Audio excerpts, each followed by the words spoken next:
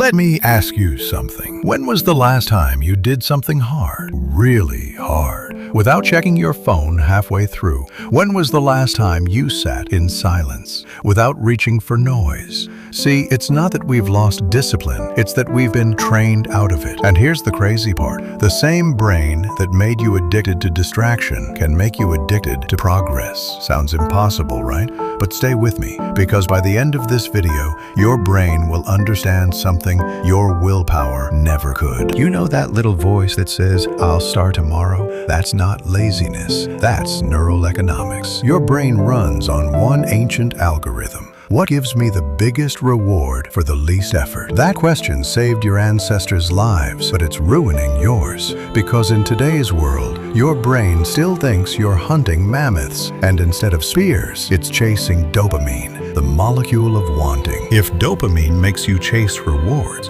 then why doesn't it make you chase your goals? Hold that question. We'll come back. Right now, your brain is overwhelmed with counterfeit rewards. Every app, every ad, every ping is designed by scientists who know how to hijack your dopamine system. They give you a hit, not of pleasure, but of anticipation.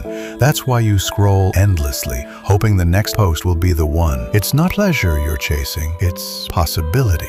And the more you chase, the less your brain believes real effort is worth it. Your focus didn't disappear, it was sold. And every swipe, every notification is a tiny transaction your brain can't afford. Now remember that question? If dopamine makes us chase rewards, why doesn't it make us chase our dreams?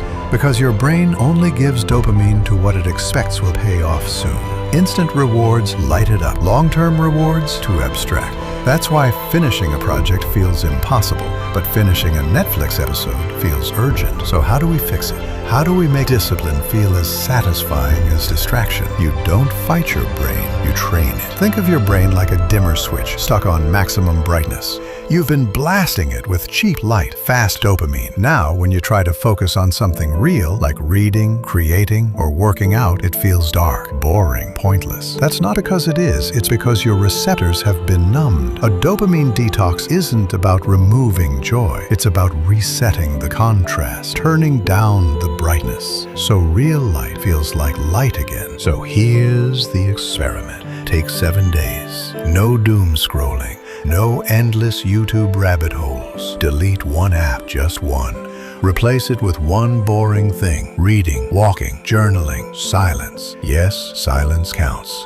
Because silence is where your mind gets loud enough to tell you what actually matters. And here's what's wild. After 3 or 4 days, that boring activity will start to feel rewarding. That's your dopamine system healing. That's your mind saying, "Oh, this feels good too." Now let's go deeper. Pleasure is instant and empty. Satisfaction is slow and full. Pleasure is scrolling, eating, binging. Satisfaction is creating, finishing, building. Pleasure fades the moment it arrives. Satisfaction lingers, even when you're tired. And guess what? Your brain is meant to prefer satisfaction, but you've starved that pathway.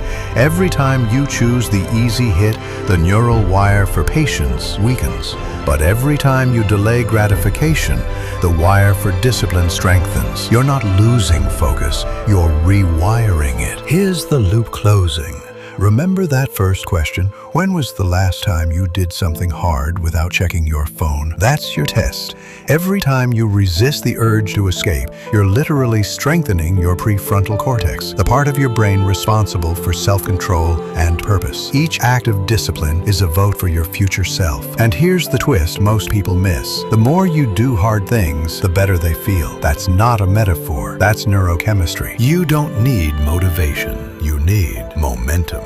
Because once your brain remembers how good real progress feels, distraction stops feeling like freedom and starts feeling like a cage. So I'll ask you again, when was the last time you did something hard and actually loved doing it? Because that version of you, the one who wakes up with purpose, who finishes what they start, who feels peace instead of pressure, isn't someone you have to become, it's someone you have to remember. Your brain is ready to be rewired. The only question left is, are you?